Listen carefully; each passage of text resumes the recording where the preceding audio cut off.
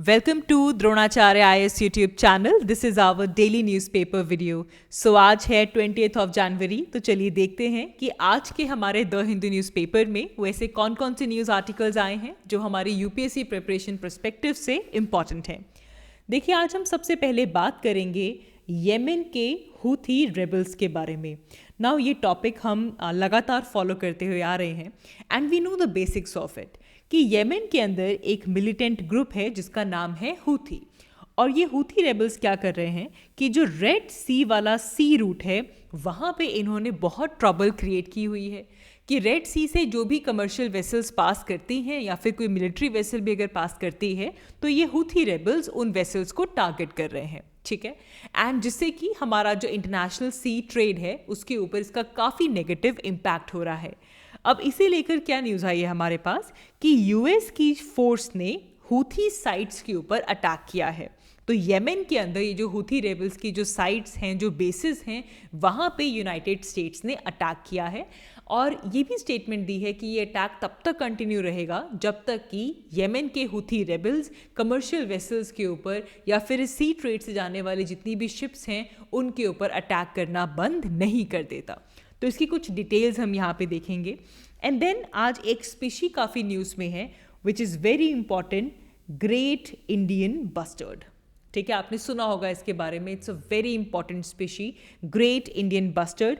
अब ये न्यूज़ में क्यों है? बिकॉज सुप्रीम कोर्ट ने गवर्नमेंट से पूछा है कि ग्रेट इंडियन बस्टर्ड को बचाने के लिए, to save great Indian bustard in India, government का क्या प्लान है, गवर्नमेंट क्या कर रही है ऐसा जिससे कि ग्रेट इंडियन बस्टर्ड इंडिया में सेव हो सके। ठीक है, तो इसके बारे में हम यहाँ पे जानेंगे। और then we gonna talk about Russia and Ukraine. अब देखिए, जब हम रशिया और यूक्रेन की डायनेमिक्स देखते हैं तो आप एक चीज़ देखिए कि रशिया के अंदर मार्च में इलेक्शंस होने वाली हैं और रशिया का एक पर्सपेक्टिव है कि वो शो करना चाहते हैं दैट ऑल इज़ वेल, कि रशिया के अंदर किसी भी तरीके का खतरा यूक्रेन नहीं पहुंचा सकता। लेकिन हम बीते कुछ दिनों में देख रहे हैं कि यूक्रेन रशिया की बहुत सारी साइट्स के ऊपर लगातार ड्रोन अटैक्स कर रहा है। यस, और यही अभी भी हुआ। तो रिसेंटली भी यूक्रेन ने रशिया के एक ऑयल डिपो में ड्रोन अटैक किया जिससे कि उस पूरे ऑयल डिपो में एक मैसिव फायर क्रिएट हो गई है। इसकी क्या इम्प्लीकेशंस हो सकते हैं रशिया में होने वाली इलेक्शंस के ऊपर भी, इसकी बात भी हम यहाँ पे करेंगे। And then lastly we gonna talk about France. France की बात हम यहाँ पे इसलिए कर रहे हैं बिकॉज हमारी रिपब्लिक डे परेड में फ्रांस हमारा इस साल का चीफ गेस्ट होने वाले हैं। So we gonna talk about कि क्या डायमेंशंस हमें इंडिया और फ्रांस के रिलेशंस पॉइंट ऑफ व्यू से पता होनी चाहिए।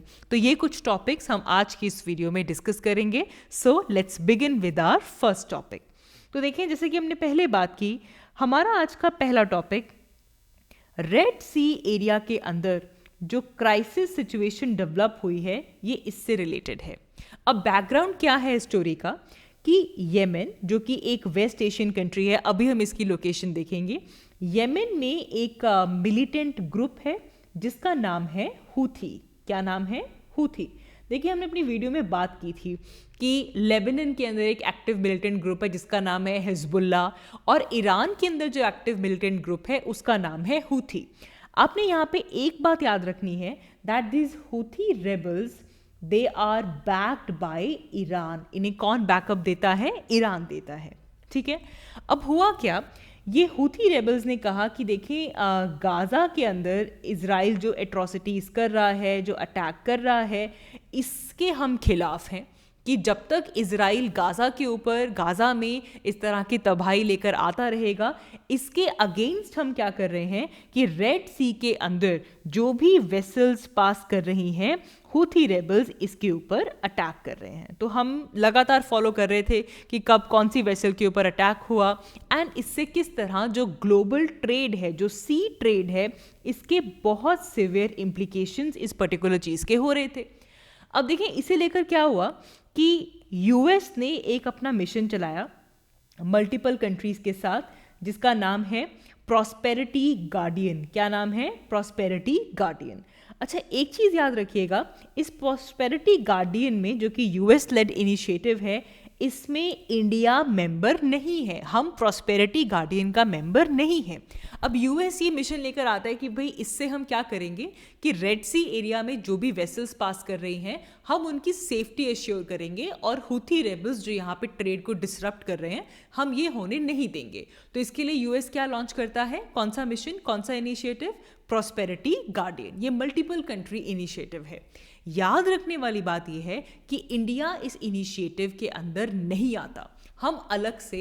अब देखें ये जो भी एक्टिविटीज़ हो रही हैं गल्फ ऑफ एडियन में, आपके रेड सी एरिया में, तो ये इंडियन ओशन के रीजन में आता है और इंडियन ओशन में मैरीटाइम सिक्योरिटी को इंश्योर करना इंडिया का एक प्राइमरी एम है। तो इंडिया अलग से अपनी तरफ से इंश्योर कर रहा है कि यहाँ पे जो मैरीटाइम सिक्योरिटीज़ हैं वो बनी रहें। ठीक है जी। तो अब देखें हुआ क्या, यूएस की फोर्सेस ने येमेन के अंदर जो हूथी साइट्स हैं वहाँ पे अटैक किया। और अगर हम इस सिचुएशन की पूरी ग्रेविटी समझें तो आप ये देखिए कि रेड सी वाला जो एरिया है, बिकॉज अल्टीमेटली रेड सी जाकर मेडिटेरेनियन सी से कनेक्ट होती है और इनके बीच में आता है Suez canal, and this is one of the most important sea route. ये काफ़ी इंपॉर्टेंट सी रूट है जो कि यूरोप और एशिया को आपस में कनेक्ट करता है। ठीक है जी। अब आप ये देखिए, ये है येमेन, दिस इज़ येमेन। ठीक है, वेस्ट एशिया में ये कंट्री लाई करता है। और ये जो आप सी देख रहे हो यहाँ पे, दिस इज रेड सी। ये कौन सा है, रेड सी। और रेड सी के अगर आप नॉर्थ में जाओगे तो कहाँ पहुँच जाओगे, सुएज कनाल, और सुएज कनाल से कहाँ जा सकते हैं, Mediterranean sea. So this Red Sea वाला ये जो रूट है ये बहुत ज़्यादा इंपॉर्टेंट है। अब आप देखिए, नेचुरली अगर आप इस रेड सी रूट को फॉलो करते हुए आते हैं तो यू सी कि यहाँ पे एक स्ट्रेट आ जाती है। क्या आ जाती है, एक स्ट्रेट। क्या होती है straight? Straight is a narrow passage of water जो कि दो वाटर बॉडीज को आपस में कनेक्ट करता है। तो एक तरफ है रेड सी और एक तरफ है गल्फ ऑफ एडन।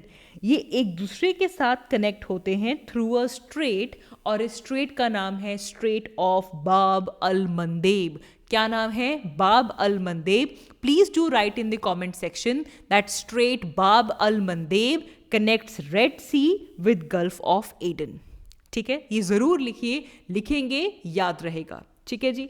अब आप ये देखो, अब पोजीशन देखो, येमेन का ये जो नदरन मोस्ट एरिया है, ये जो नदरन मोस्ट एरिया है, यहाँ पे एस्टैब्लिश्ड हैं आपके हूथी रेबल्स। यहाँ पे कौन है, हूथी रेबल्स। अब नेचुरली क्या है कि रेड सी एरिया से जो वेसल्स आएंगी वो इस नैरो एरिया से होकर गुजरेंगी, बाबल मंदेब की स्ट्रेट को क्रॉस करेंगी और तब पहुँचेंगी गल्फ ऑफ एडन में, और यहाँ से जाएंगी अरेबियन सी। तो ये एक बॉटल नेक बन जाता है यहाँ पे। और इस पूरे एरिया में किसकी डोमिनेंस है, देखो येमेन की। और येमेन में ही कौन बैठे हैं, हूथी रेबल्स। तो वो यहाँ से क्या कर रहे हैं कि जो भी शिप्स जा रहे हैं उनके ऊपर अटैक कर रहे हैं, जिससे कि ये वर्ल्ड का मोस्ट इंपॉर्टेंट सी रूट खतरे में आया हुआ है, जिसे लेकर यूएस ने इनके स्टेशंस पे, इनके बेसिस पे यहाँ पे क्या किया है, अटैक किया है। ये बात समझ में आ गई। अच्छा, अब यहाँ पे हम एक कोरिलेशन करेंगे। देखें, जो सिक्योरिटी कंसर्न्स हैं या फिर जो इंटरनेशनल सी रूट और सी ट्रेड के ऊपर जो कंसर्न्स आए हैं, एक तो इसमें रीज़न आ गया कि येस, जो रेड सी एरिया है वो काफ़ी इनस्टेबल हो रखा है बिकॉज ऑफ हूथी रेबल्स। लेकिन हमने कुछ दिन पहले पनामा कनाल की भी बात की थी, I hope you remember. Panama Canal भी एक अच्छा ऑल्टरनेटिव नज़र आ रहा था कि जहाँ से ट्रेड हो सकता है, लेकिन ये देखा गया कि जो पनामा है वहाँ पे अब तक का सबसे सीवियर ड्रॉट कंडीशंस आई हुई हैं, जो कि एक नेचुरल कंडीशन हमारे पास एल नीनो, जिसमें नेचुरली आपका जो पैसिफिक ओशन है उसकी वार्मिंग होती है, उसकी वजह से भी पनामा वाले एरिया के अंदर रेनफॉल बहुत कम हुई है और पनामा में ड्रॉट सिचुएशन आई हुई है। देयरफॉर पनामा कनाल भी उतनी एफिशिएंटली एक ऑल्टरनेटिव के तौर पे काम नहीं कर रही हैं, जिसके चलते क्या हो रहा है, अब सपोज करो आपको न्यूयॉर्क सिटी से सैन फ्रांसिस्को जाना है। अब शॉर्टेस्ट रूट क्या है और सबसे एफिशिएंट रूट क्या है कि कहाँ से जाया जाए, यहाँ से पनामा कनाल को क्रॉस करके इधर पहुँच जाओ आप वेस्ट कोस्ट के पास। लेकिन ये तो एफिशिएंटली काम नहीं कर रही है, पनामा में ड्रॉट आया हुआ है। तो अब पुराना जो रूट है जिसमें पूरा साउथ अमेरिका को एनसर्कल करके आप नॉर्थ अमेरिका की वेस्टर्न कोस्ट पे पहुंच पाएंगे, ये लेना पड़ रहा है बहुत सी शिपिंग कंपनीज को। अब ऑटोमेटिकली क्या होगा, अब देखो टाइम डिस्टेंस बढ़ गया, टाइम ज़्यादा लग रहा है, फ्यूल ज़्यादा लग रहा है, तो इसीलिए टैरिफ्स बढ़ गए हैं। इंटरनेशनल सी रूट जो है, जो ट्रेड जो है वो महंगा हो रहा है, अनसर्टेन हो रहा है, तो जिसके चलते यूएस हूथी रेबल्स को एटलीस्ट रेड सी वाले एरिया के अंदर उन्हें शांत करने की कोशिश कर रहा है, उनके बेसिस के ऊपर अटैक कर रहा है। ठीक है जी। अच्छा, अब देखो जियोपॉलिटिकल टेंशंस सिर्फ वेस्ट एशिया में नहीं है, रशिया यूक्रेन वॉर भी यहाँ पे आ जाता है। अब देखो डायनेमिक क्या है, डायनेमिक्स कुछ ऐसे हैं कि वॉर तो लंबे टाइम से चल रहा है, लेकिन अब सिचुएशन ये आ गई है हमारे पास कि रशिया में इलेक्शंस आने वाले हैं। ठीक है, रशिया के अंदर इलेक्शंस आने वाले हैं और वहाँ पे of course Vladimir Putin is once again one of the strongest candidate, but Putin की इमेज को क्लियर रखने के लिए रशिया की ये कोशिश है कि वो ये शो करें कि येस एवरीथिंग इज़ नॉर्मल। ठीक है, कुछ भी डिस्टर्ब नहीं हुआ है रशिया यूक्रेन वॉर की वजह से, everything is as expected.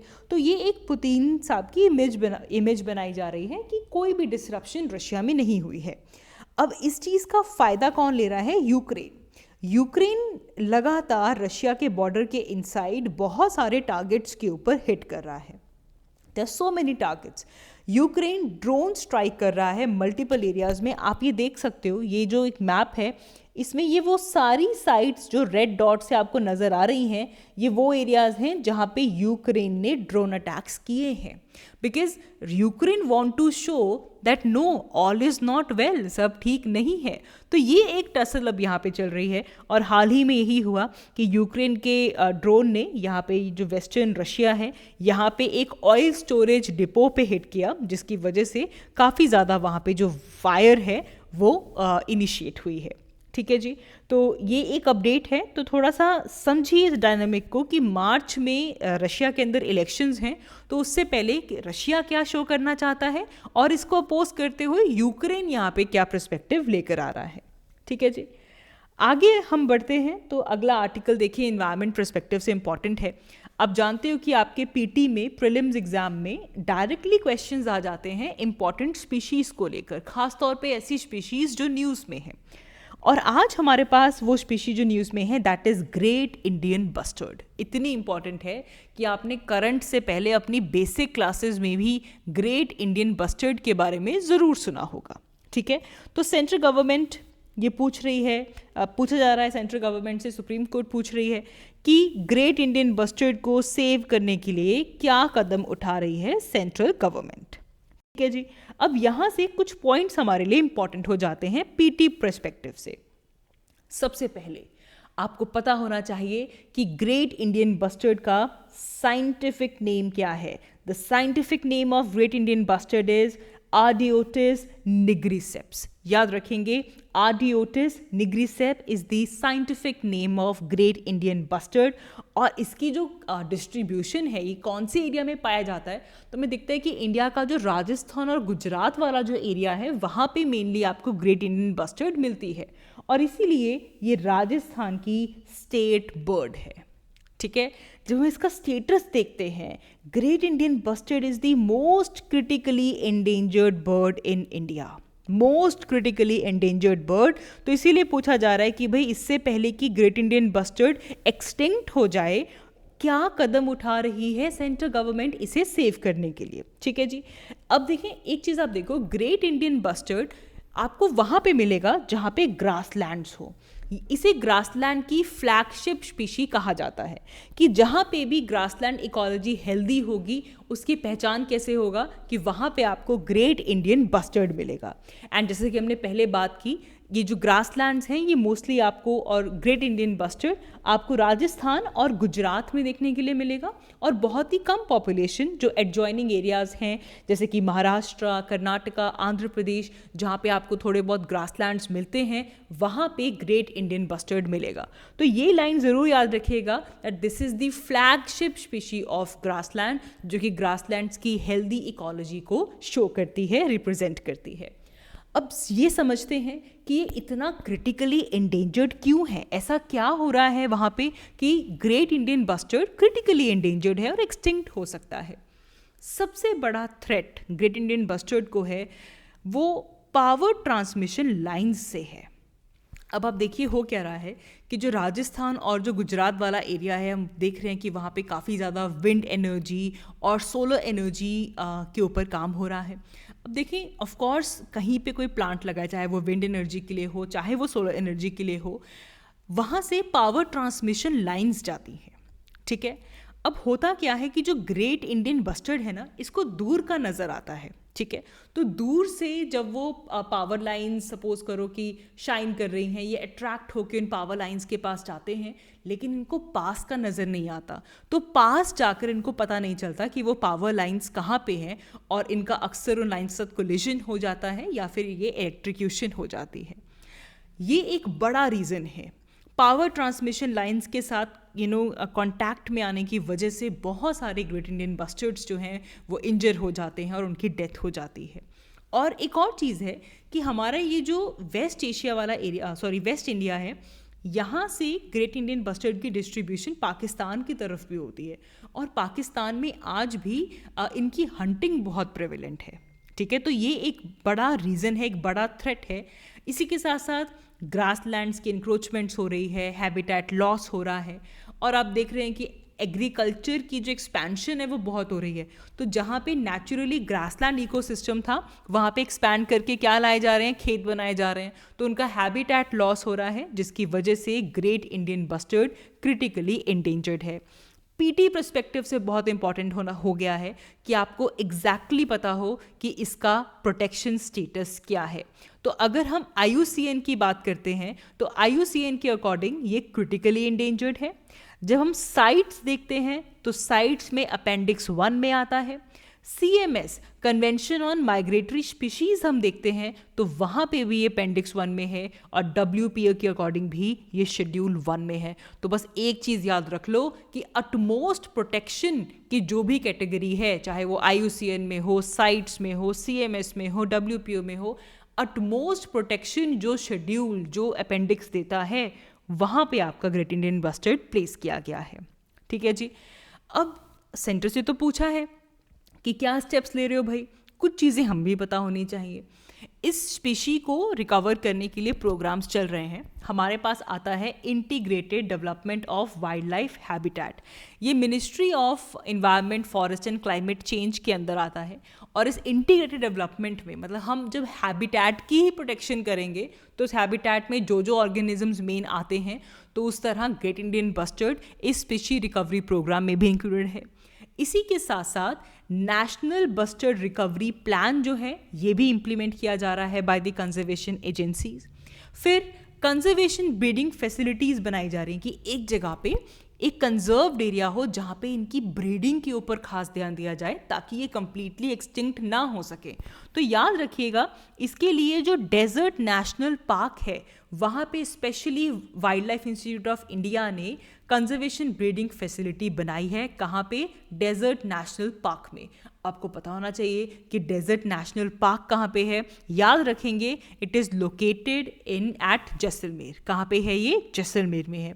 Basically Jaisalmer और बाड़मेर डिस्ट्रिक्ट जो है राजस्थान की, उसके बॉर्डर पे ये लाई करता है। तो यहाँ पे इन बस्टर्ड्स की जो पॉपुलेशन है उन्हें कैप्टिव रखा जाता है, उनकी ब्रीडिंग करवाई जाती है और फिर जो चिक्स आते हैं उनको वाइल्ड लाइफ में रिलीज़ किया जाता है ताकि इनकी पॉपुलेशन इंक्रीज हो सके। इसी के साथ साथ राजस्थान गवर्नमेंट ने project in great Indian bustard जो है वो लॉन्च किया है, जिसमें वो अगेन इनकी ब्रीडिंग के ऊपर, इनके कंजर्वेशन के ऊपर खास ध्यान दे रहे हैं कि जो प्रेशर है इनके हैबिटेट के ऊपर वो ना हो, इनका जो हैबिटेट है वो मेंटेन रहे। ठीक है, तो इको फ्रेंडली मेजर्स के ऊपर खास ध्यान दिया जा रहा है कि अगर पावर ट्रांसमिशन लाइंस जो हैं उनके इम्पैक्ट को कैसे मिटिगेट किया जा सके, तो इन चीज़ों के ऊपर ध्यान यहाँ पे दिया जा रहा है। तो ये कुछ बातें आपको ग्रेट इंडियन बस्टर्ड के बारे में खास तौर पे पता होनी चाहिए। लास्टली हम बात करेंगे फ्रांस की, बिकॉज फ्रांस के प्रेसिडेंट रिपब्लिक डे सेलिब्रेशंस जो हमारी होने वाली हैं, उस दिन के लिए हमारे चीफ गेस्ट होने वाले हैं। तो पहली बात तो आपको पता होना चाहिए, ठीक है, कि French president Emmanuel Macron is going to be the chief guest of republic day parade. ठीक है, अब देखो यहाँ पे इंडिया और फ्रांस की जो स्ट्रेटेजिक कोऑपरेशन है वो बहुत इंपॉर्टेंट हो जाती है।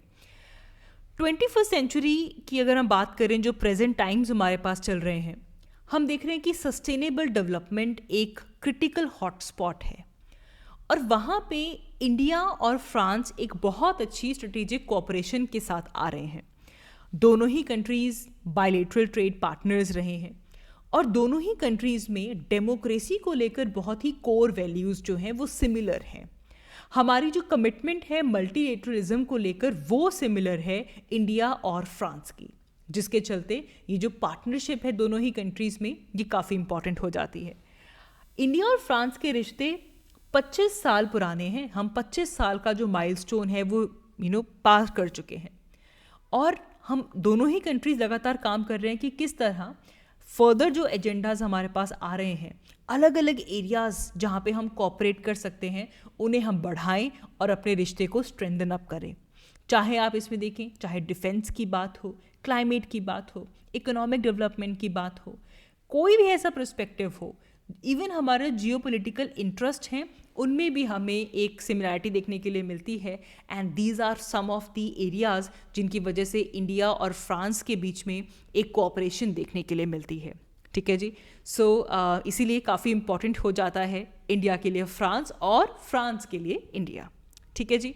सो that is all for this video. आज की इस वीडियो के लिए इतना ही। यही कुछ टॉपिक थे जो आज के पेपर्स के पॉइंट ऑफ व्यू से हमारे लिए इम्पॉर्टेंट थे। I will see you all in my next one. Thank you so much for watching.